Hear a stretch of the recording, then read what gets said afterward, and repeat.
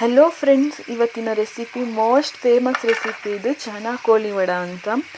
ಇದು ತುಂಬ ಈಸಿಯಾಗಿ ಮನೆಯಲ್ಲಿ ತುಂಬ ಈಸಿಯಾಗಿ ಅಂದರೆ ಈಸಿಯಾಗಿ ಮಾಡ್ಕೋಬೋದು. ಹೇಗಂತ ನೋಡೋಣ ಬನ್ನಿ.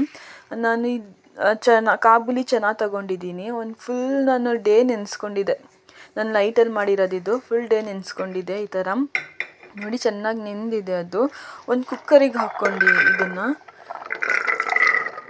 ಫುಲ್ ನಾನು ಒಂದು 100 ಗ್ರಾಮಷ್ಟು ತಗೊಂಡಿದ್ದೆ. ನಿಮಗೆ ಜಾಸ್ತಿ ಬೇಕಾದರೆ ಜಾಸ್ತಿ ಕ್ವಾಂಟಿಟಿಯಲ್ಲಿ ಮಾಡ್ಕೊಳ್ಳಿ. ಸ್ವಲ್ಪ ನೀರು ಹಾಕ್ಕೋಬೇಕು, ಜಾಸ್ತಿ ಏನು ಬೇಡ. ಸ್ವಲ್ಪನೇ ನೀರು ಹಾಕ್ಕೊಂಡು ನಿಮ್ಗೆ ಉಪ್ಪು ಎಷ್ಟು ಬೇಕೋ ಅಷ್ಟು ರುಚಿಗೆ ತಕ್ಕಷ್ಟು ಉಪ್ಪು ಹಾಕ್ಕೊಳ್ಳಿ. ಹಾಕ್ಕೊಂಡು ಕುಕ್ಕರ್ ಲಿಡ್ನ ಕ್ಲೋಸ್ ಮಾಡಿ ಗ್ಯಾಸ್ ಮೇಲೆ ಇಡಿ.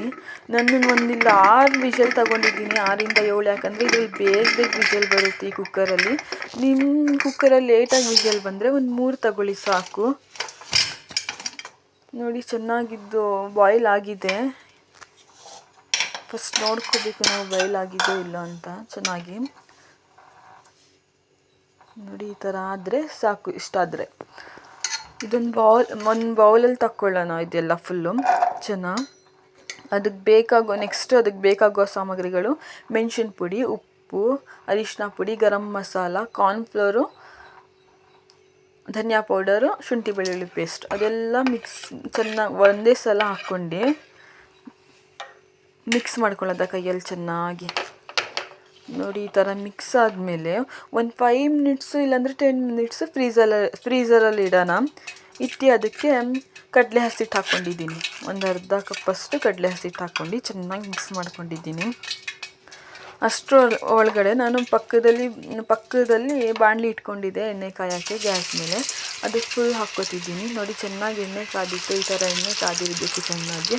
ಅದು ಹಾಕ್ಕೊಂಡು ಈ ಥರ ಆಗಿದೆ. ಚೆನ್ನಾಗಿ ಫ್ರೈ ಮಾಡ್ಕೋಬೇಕು. ಇದು ಡೀಪ್ ಫ್ರೈ ಮಾಡ್ಕೊಂಡಾದ್ಮೇಲೆ ನೋಡಿ ಬೆಳ್ಳುಳ್ಳಿ ಜಜ್ಕೊಂಡಿರಬೇಕು, ಸಿಪ್ಪೆ ತೆಗಿಯೋದೇನೆ. ಹಾಗೆಯೇ ಜಜ್ಕೊಂಡು ಚೆನ್ನಾಗಿ ಅದರೊಳಗಡೆ ಹಾಕ್ಕೊಳ್ಳೋಣ.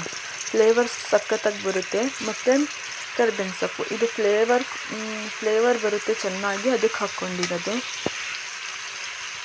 ಬೆಳ್ಳುಳ್ಳಿ. ಮತ್ತು ಇದಕ್ಕೆ ಇನ್ನೊಂದು ಹೆಸರು ಚನಾ ಲಸೂನ್ ಅಂತಲೂ ಕರೀತಾರೆ.